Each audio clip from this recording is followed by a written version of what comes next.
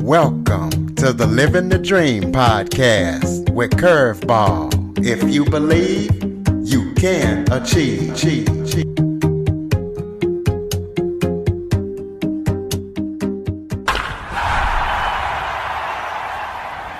Welcome to the Living the Dream with Curveball podcast, a show where I interview guests that teach, motivate, and inspire.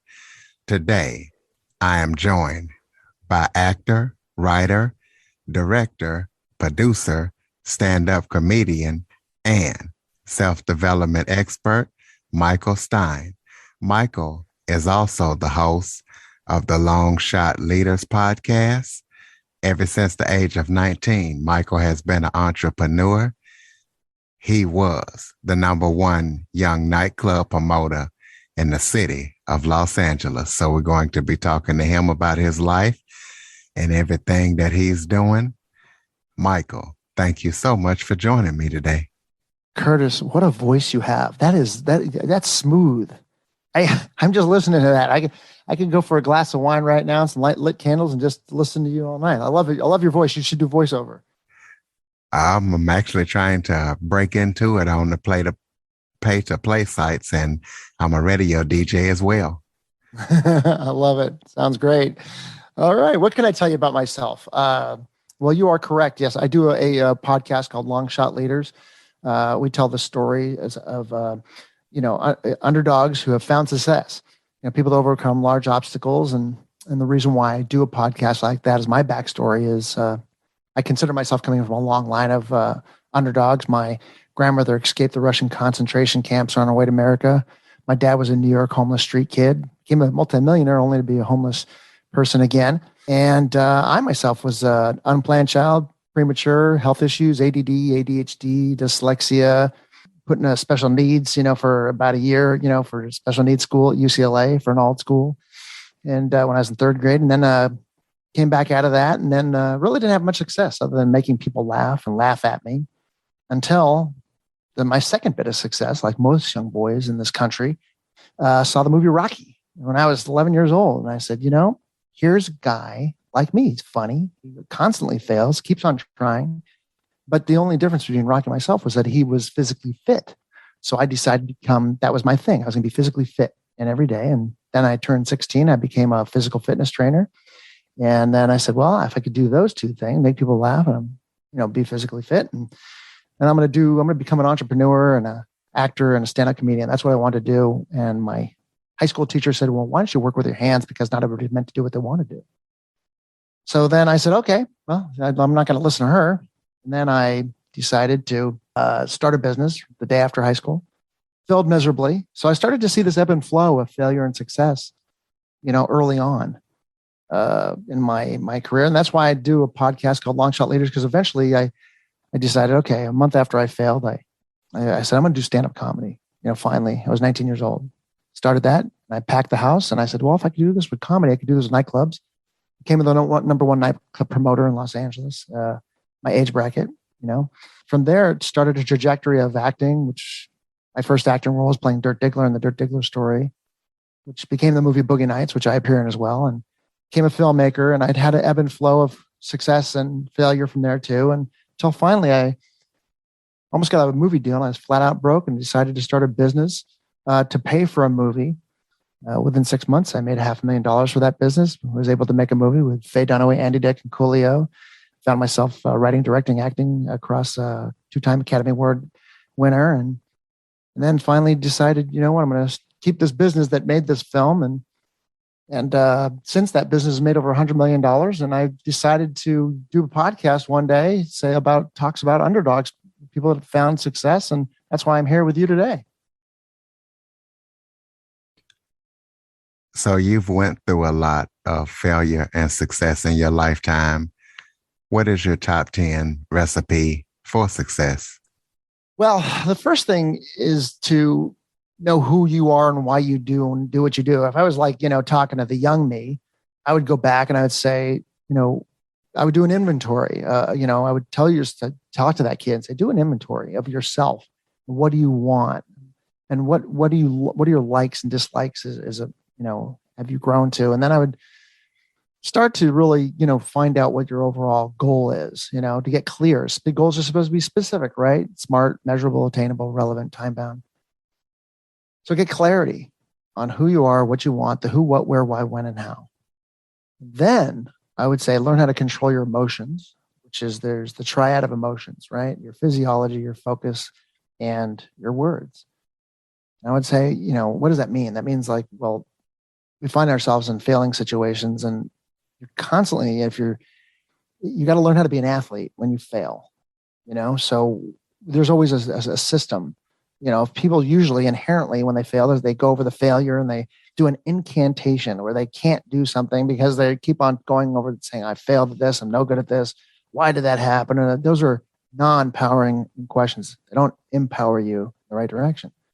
So I get your physiology straight. There's a recipe for that. Stand up straight, deep breaths, get some oxygen in your body, chin up, get your physiology. Then right away, your focus, what you're focusing on, is it going in the direction you want to go in? Your words, mind your words and your questions. Ask yourself empowering questions for the circumstance and say, look, my car broke down. I'm going to miss the party. I'm not going to be able to get that movie deal because the director is there and da-da-da, or the producer. Well, what's great about this? What's funny about this? What can you learn from this? If there was something funny about it, what can you write about this? Anything that's empowering. So I would start to, those are the keys to success, the beginning stages of understanding yourself and getting your body and your mind and your, how you tick. It's a lot of psychology involved. We can go on a lot longer than this, but that's the first place that I would start, in that direction. Speaking of psychology, you have a phrase called human needs psychology. Tell us what that means, and also talk about your personal development background. Okay. Well, I'll start with personal development, the latter. I started personal development right around when I started promoting nightclubs when I was 20 years old. 1990, Tony Robbins, he just came out with that cassette tape thing, and I took to it. And I've pretty much ever since done everything that Tony Robbins has ever done, or Wayne Dwyer, and NLP, neuro-linguistic programming. So I have a big background in personal development. And 6 human needs psychology, to be specific, is a theory. It's not a exact science, but it's almost a perfect art form where people do things for 6 reasons: certainty, uncertainty, growth, significance, love, growth, and contribution. So, certainty is a survival need. Uncertainty is a variety need. Significance is to make us feel important. That's a need. That's a healthy need. Love, growth, and contribution, the higher consciousness needs.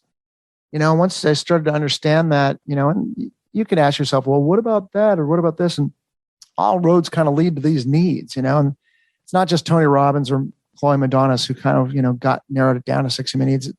Human needs psychology has been around, I think, since really the 30s.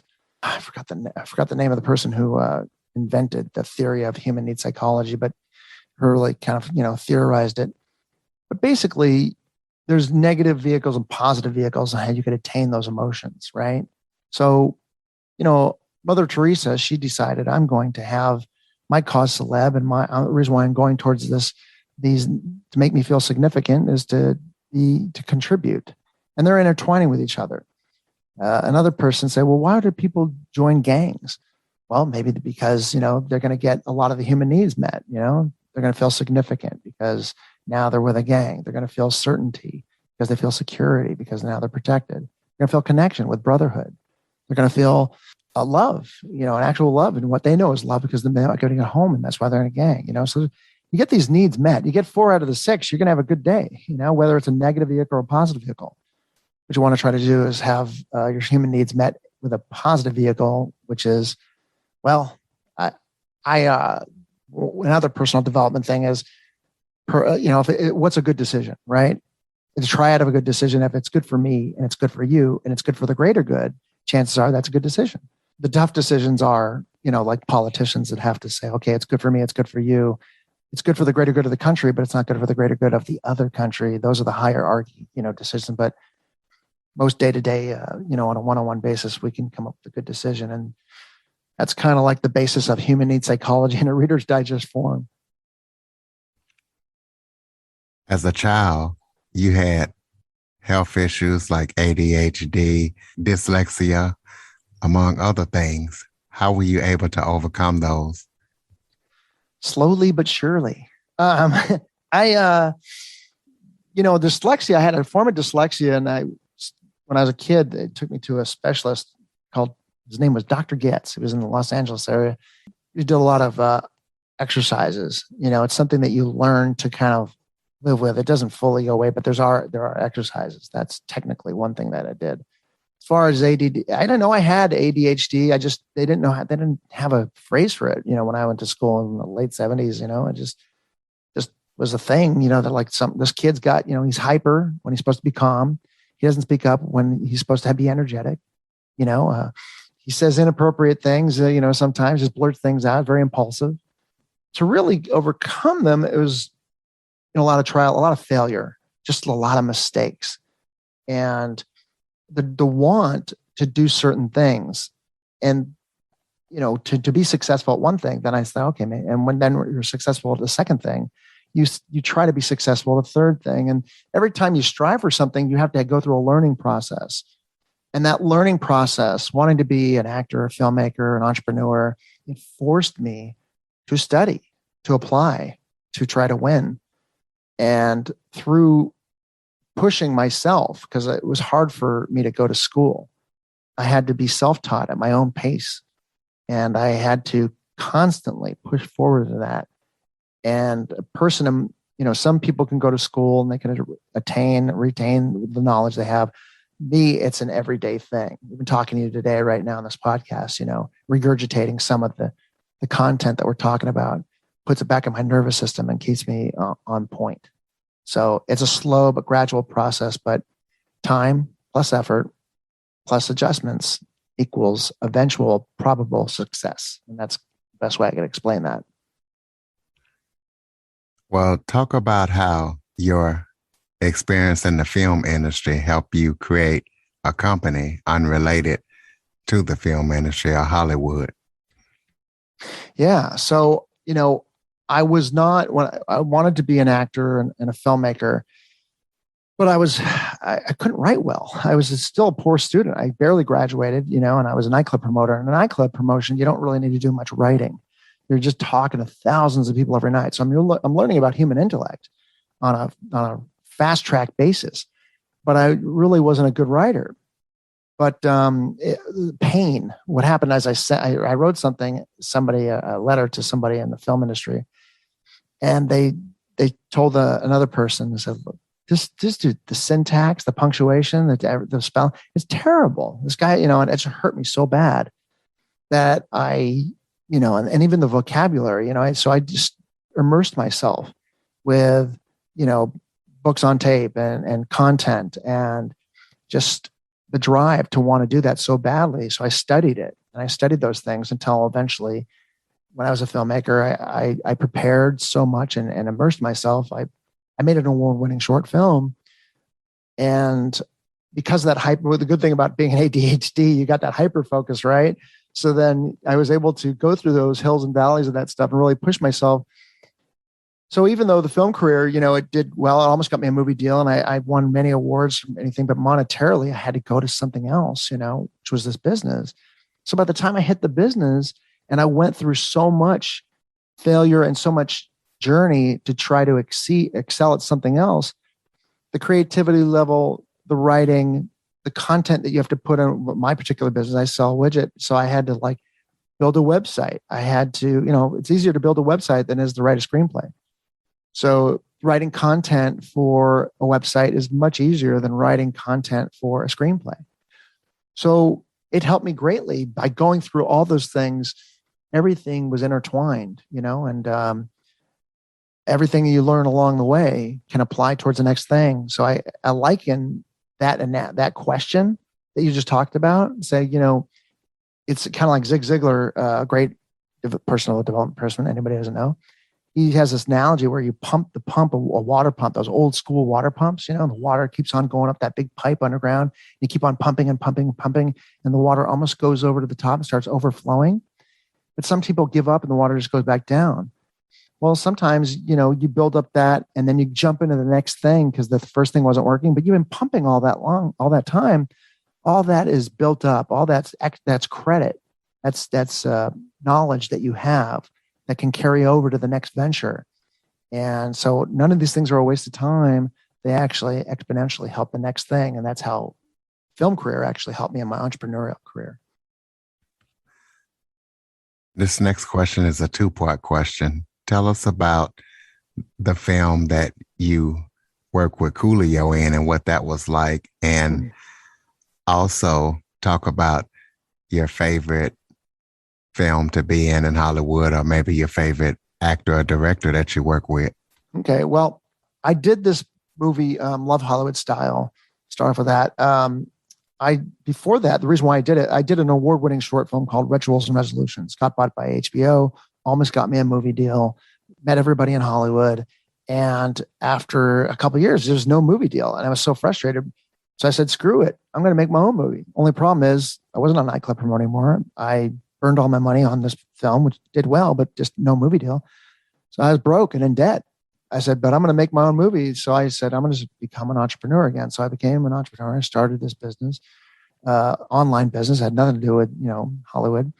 And I made that money that I told you about. And I was able to make this film, Love Hollywood Style, which was a film that no one would ever let me make.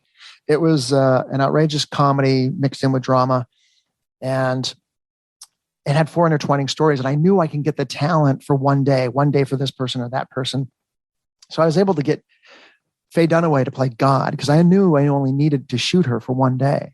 I knew I can get Coolio for one day because we had a mutual friend. He was working on a set. And I said, I'll just go by there and guerrilla, a crew over there to hijack him on his lunch break and do the whole thing right there for an hour and a half. And was able to get that. And Andy Dick just needed him for one day. So that was the beauty of doing this intertwining story. So my experience on Love Hollywood Style was fantastic. It was, I was the one that got to act with Faye Dunaway, 2-time Academy Award winner actress. And that was like phenomenal.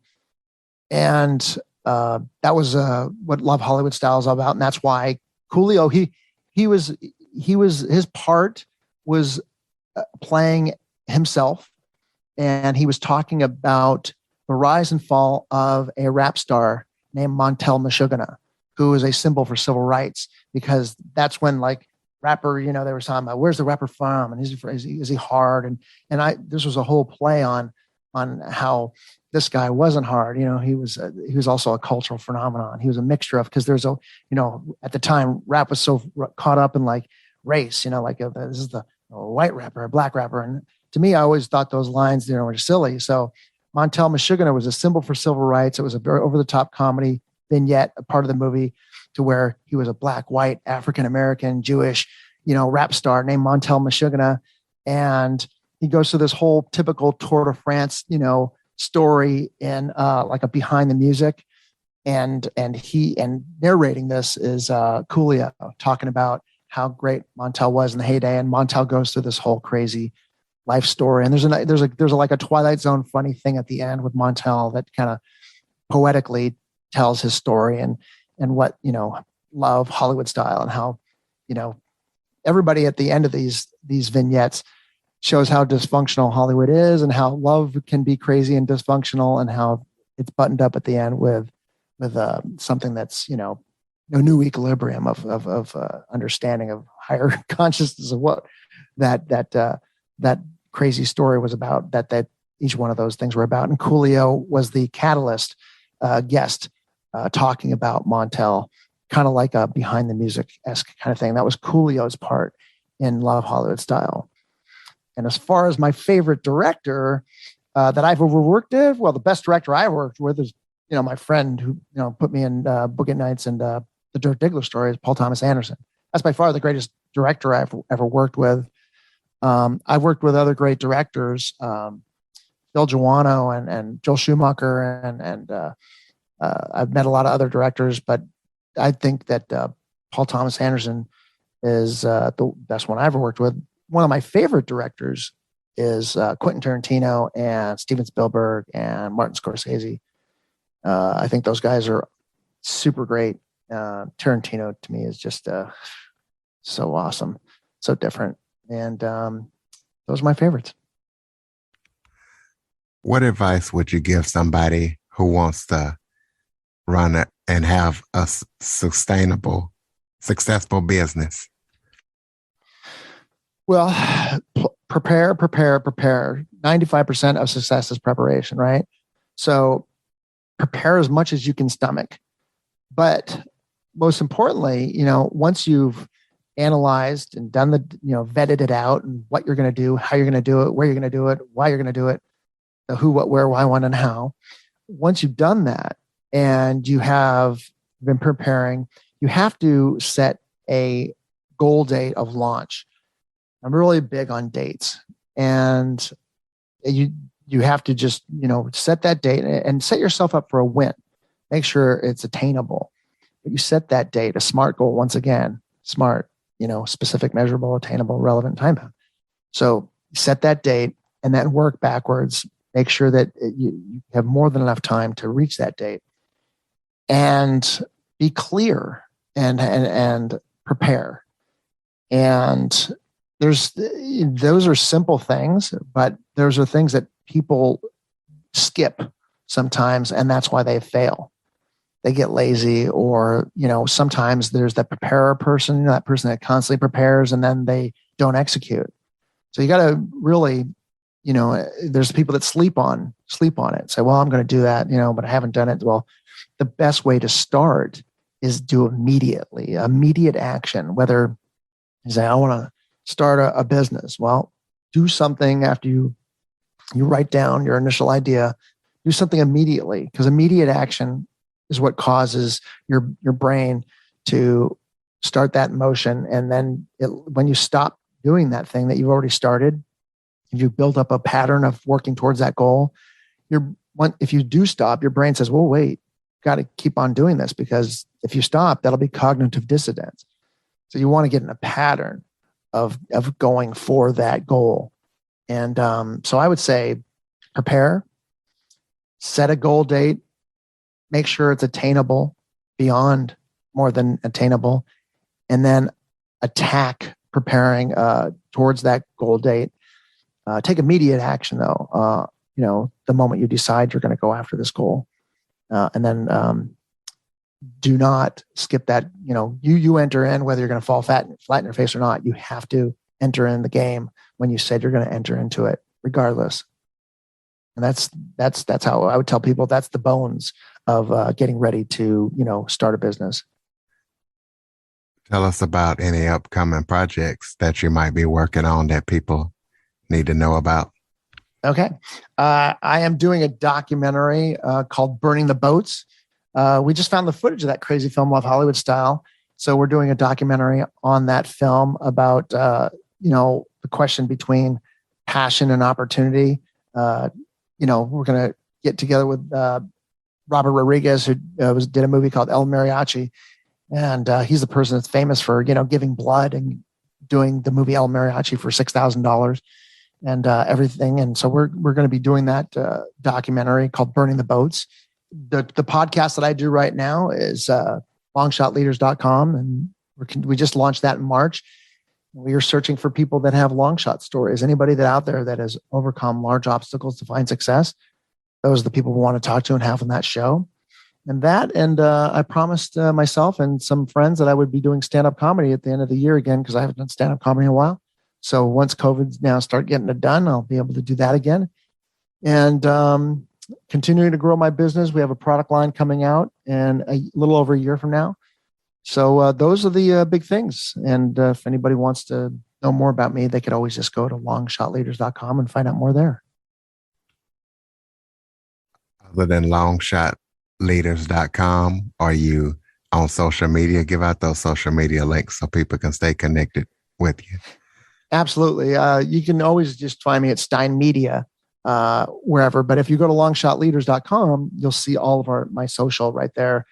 We do you got to do everything these days, right? So we're on, Facebook, Instagram, YouTube, TikTok, LinkedIn, Pinterest, the whole nine, the whole shebang. You have any final thoughts before we close it out? Yeah, sure. I'll just end with this. Emotions are only as good. Your life is only as good as the emotions that are lived within that life. So make sure that you have good, positive emotions. And remember, that's what comes first. Happiness comes first. Gratitude comes first. Then usually you'll find the success that you want once you've established that as a foundation. That's it. Ladies and gentlemen, longshotleaders.com, Stein Media on social media platforms. Be sure to follow, rate, review, and share after listening to this episode. Android users, go to the Google Play Store and download the Living the Dream with Curveball podcast app. Michael Stein, thank you so much for joining me today. My pleasure. Thank you. For more information on the Living the Dream podcast, visit www.djcurveball.com. Until next time, stay focused on living the dream.